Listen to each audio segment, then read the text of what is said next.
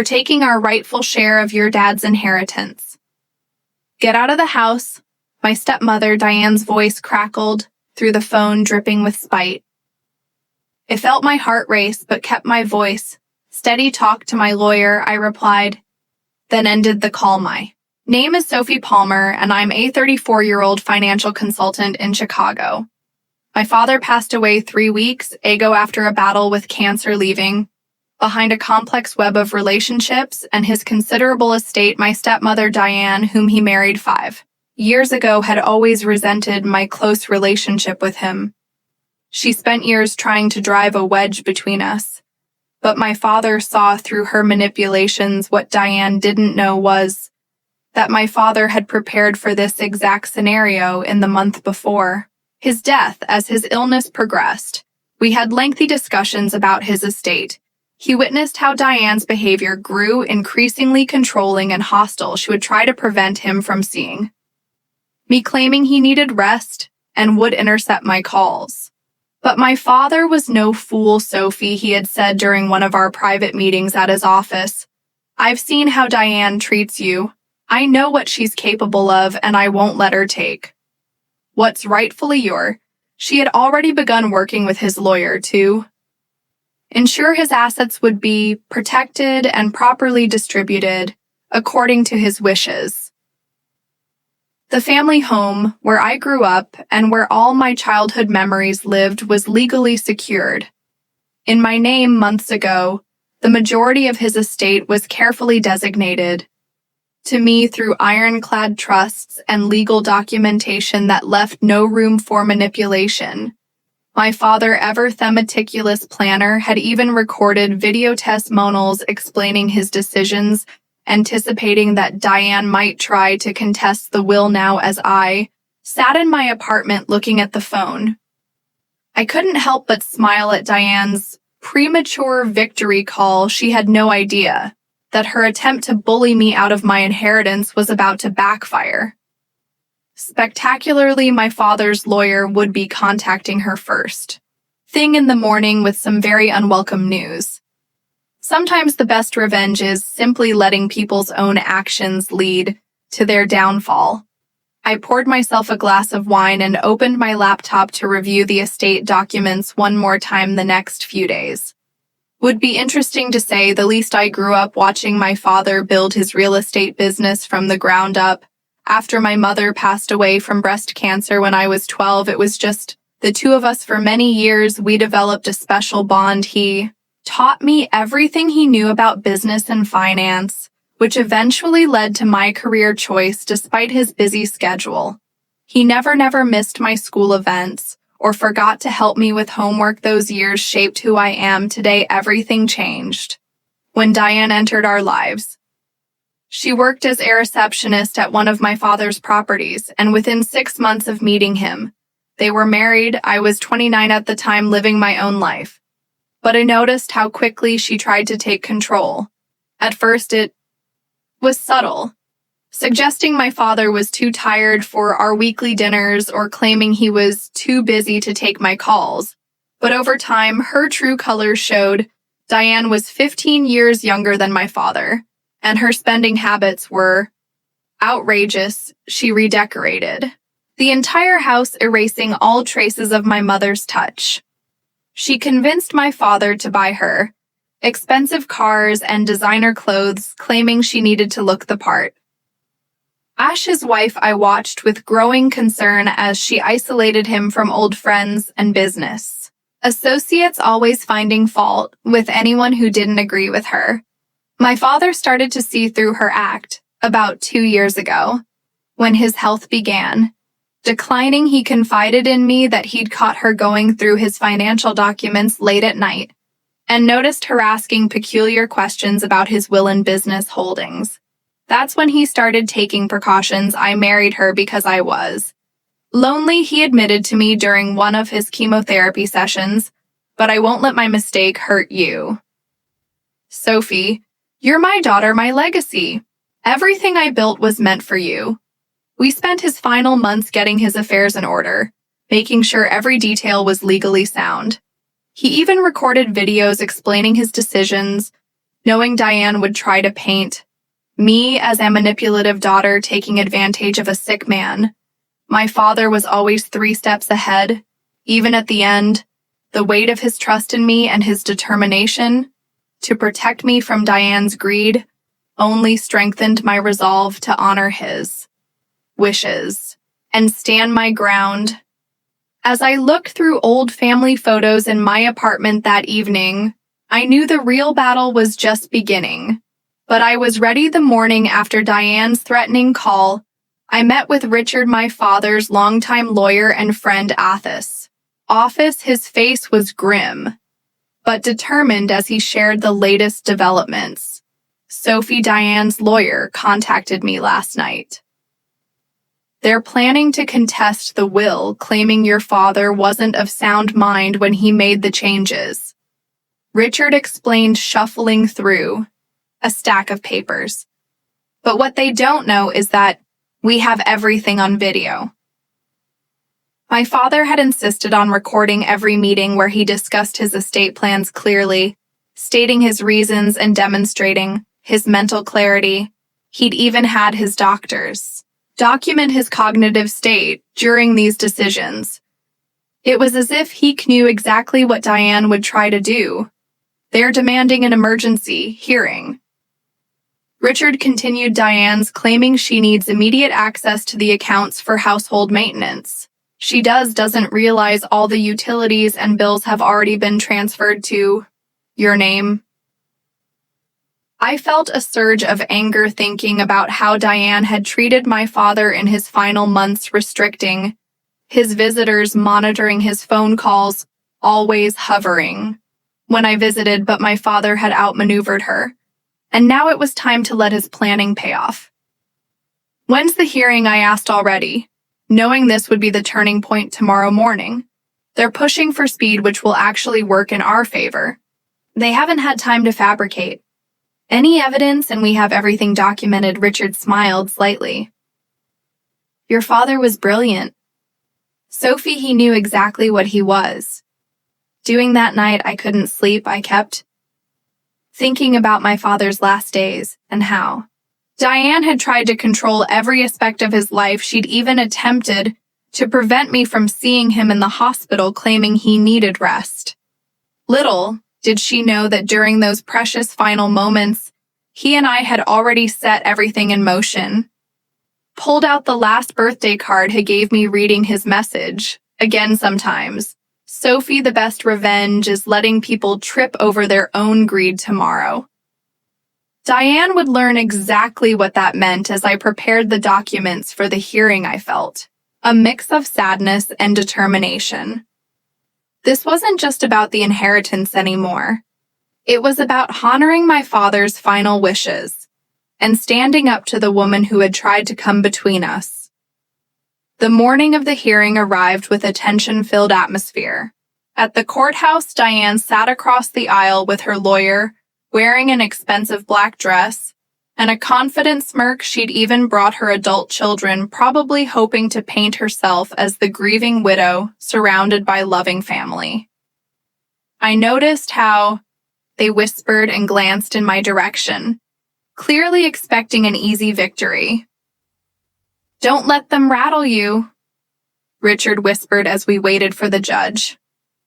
Everything's in order. Just let the evidence speak for itself. When Diane's lawyer presented their case, it was exactly what we'd expected. He painted me as a manipulative daughter who had taken advantage of aging man, and Diane as the devoted wife who'd given up everything to care for my father.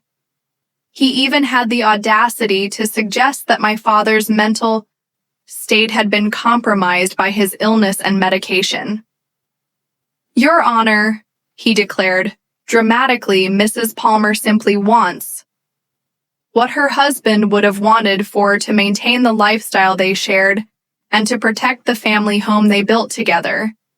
I felt my blood boil at the word together. Diane had spent exactly 5 years with my father, most of which she'd spent spending his money and isolating him from his friends and family.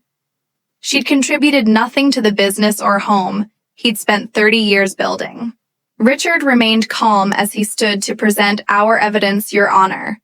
I have here not only the legal documentation of Mr. Palmer's wishes, but video evidence of him explicitly stating his decisions, and the reasoning behind them. The courtroom fell silent as my father's face appeared on the screen. He looked tired from his illness, but his eyes were clear and determined as he spoke. I am making these changes to my will of sound mind and body. My daughter, Sophie, is the rightful heir to my estate. Me current wife Diane has been provided for adequately through her prenuptial agreement, but she will not inherit my business or family home. These belong to me, daughter. I watched as Diane's smirk faltered, her face growing paler with each passing minute. Her lawyer shifted uncomfortably in his seat as more evidence was presented. The documented conversations, the medical evaluations, the meticulous paper trail my father had created. The judge sat forward studying the documentation carefully, the medical reports confirming my father's mental clarity were particularly damaging to Diane's case. Then came the most devastating evidence, surveillance footage from my father's home office, showing Diane searching through his files late at night, along with bank statements revealing suspicious transfers she'd attempted to make in the weeks before his death. Furthermore, Your Honor, Richard continued, we have evidence that Mrs. Palmer attempted to transfer significant sums from Mr. Palmer's business accounts to her personal accounts without authorization.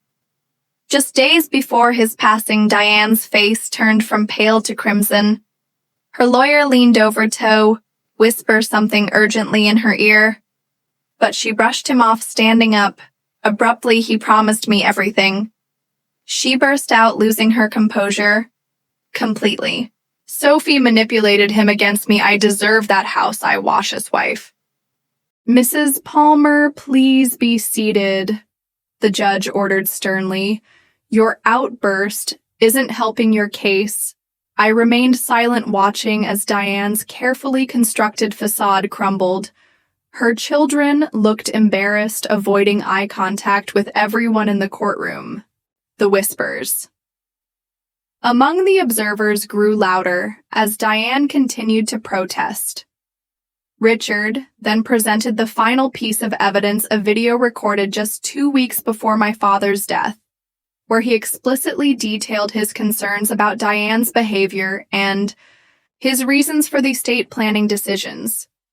The courtroom fell silent as they watched my father, weak but clear-minded, describing how Diane had tried to isolate him and control his assets. Order in the court. The judge demanded, banging his gavel based on the overwhelming evidence presented. I'm prepared to make my ruling. I held my breath, though I already knew we had won.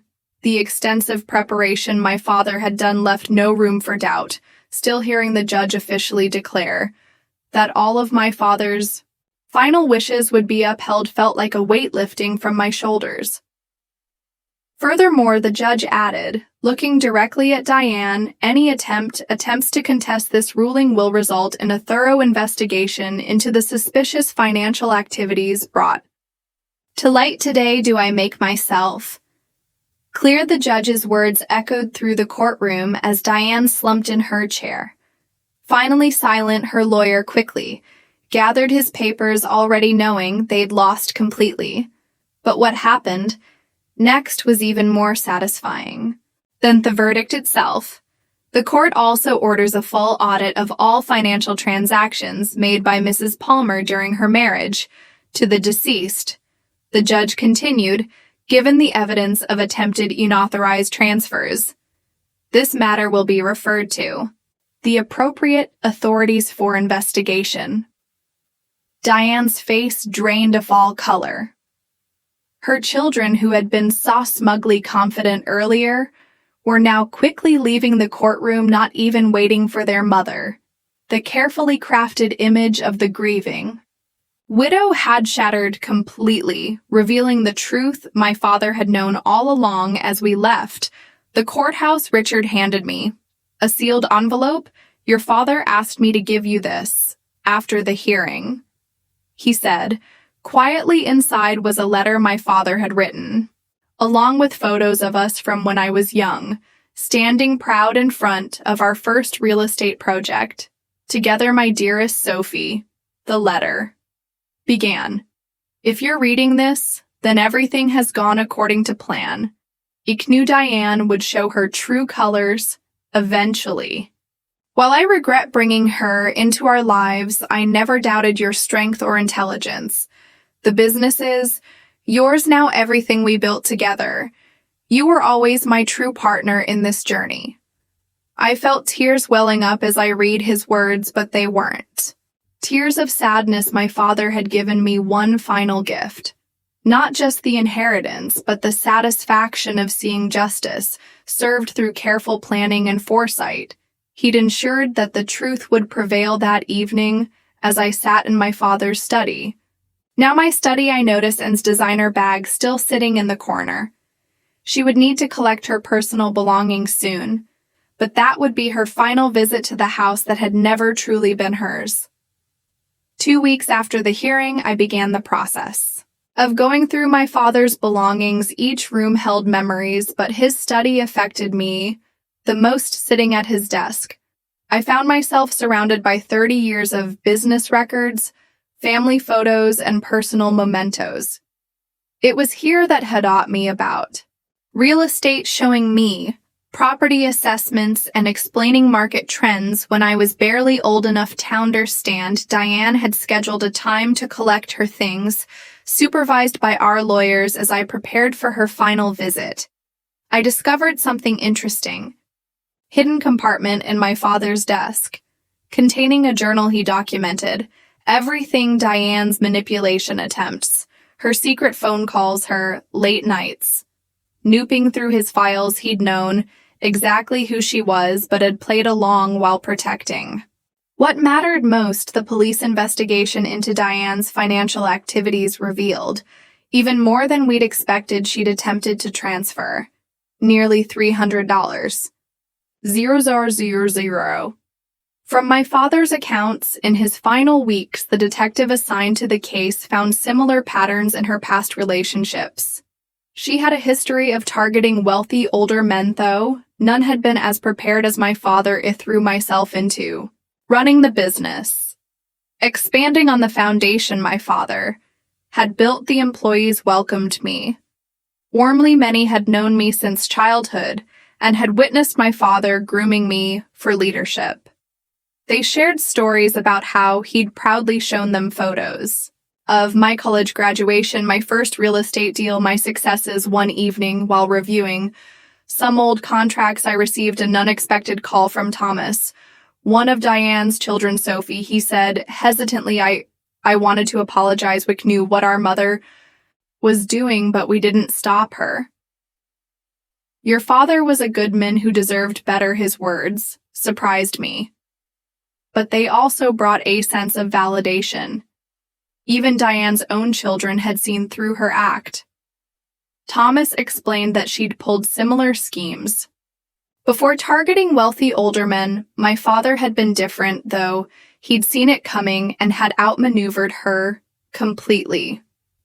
The business thrived under my leadership, and I found myself adding my own touches to my father's legacy. I established a scholarship program for aspiring real estate professionals, naming it after him. The first recipient was a young woman whose single father had sacrificed everything to support her education. It felt like coming full circle the day Diane came to collect her belongings. Was tense. She arrived with 2 movers and her lawyer, looking considerably less polished than during the hearing. As she walked through the house, I noticed how she lingered in front of certain items, particularly the expensive decorations she'd convinced my father to buy. "You can take what you personally purchased," Richard reminded her firmly. "Everything else stays." He had a detailed inventory of what belonged to the estate. Diane's face tightened as she realized how little she could actually claim. During this final visit, I maintained my distance, working in my father's study. While they packed through the open door, I could hear her muttering about family heirlooms, though none of them were actually hers. Richard stopped her several times from trying to take items that belonged to my mother or had been in our family for generations. The most satisfying moment came when she tried to claim an antique grandfather clock, insisting my father had promised it to her. Richard simply pulled out a photograph from 30 years ago showing the clock in our living room. When I was a child, long before Diane entered our lives, Mrs. Palmer, he said firmly, "Please don't make this more difficult than it needs to be." The clock stayed, along with numerous other items she tried to claim as she prepared to leave. Diane paused in the foyer. For a moment, I thought she might try to apologize or make amends. Instead, she spoke bitterly. "You think you've won, but you'll end up alone just like your father did." I stepped out of the study facing her directly. "My father was never alone," I replied calmly. "He had me, his true family, by his side until the end. That's something you never understood and never will." She left without another word, and as the door closed behind her, I felt a profound sense of closure. The house seemed lighter somehow, as if her departure had lifted a heavy shadow. I walked through each room, touching the familiar surfaces, feeling truly at home for the first time since my father's passing. 1 year later, I sat in my father's now my office, reviewing our latest property acquisition. The business had grown significantly under my leadership, expanding into new markets while maintaining the integrity my father had instilled. His photo sat on my desk, a reminder of everything he'd taught me. The investigation into Diane's financial activities had concluded, revealing a pattern of fraud that stretched back years before she met my father. She faced legal consequences for her attempts to steal from his accounts during his final days. Last I heard, she'd moved to another state, her carefully crafted image of the grieving widow completely shattered. The house felt like home again. I'd preserved the elements that held family memories while updating other areas to reflect my own style. My mother's paintings once again hung in the living room, and the grandfather clock continued to mark time in the foyer, its chimes a familiar comfort. Most importantly, I'd honored my father's legacy in the way he would have wanted, not just by preserving what he built, but by building upon it. The scholarship program we'd established had already helped 3 promising students pursue their dreams in real estate development. Sometimes healing comes in unexpected forms for me. It came through the respect and love I saw in our employees' eyes whenever they mentioned my father. They would share stories of his kindness, his business intig, and how proud he was of me. These moments helped me understand that his legacy wasn't just in the properties or bank accounts. It was in the lives he touched and the values he instilled. Last week, I found an old photo album in his study that I hadn't noticed before. Inside was a letter dated just days before his death. "Sophie, you were always stronger than you knew. Remember that. Success isn't just about building wealth, it's about maintaining your integrity while doing so. You've made me proud in ways I never could have imagined." The real victory wasn't just keeping what was rightfully mine, it was honoring my father's legacy by living up to the values he taught me. The business continues to thrive, but more importantly, it does so with the same principles of honesty and integrity that my father always championed. Diane's attempts to take what wasn't hers ultimately revealed the strength I inherited from my father. Sometimes the best revenge isn't about winning in court. It's about proving that goodness and truth eventually prevail.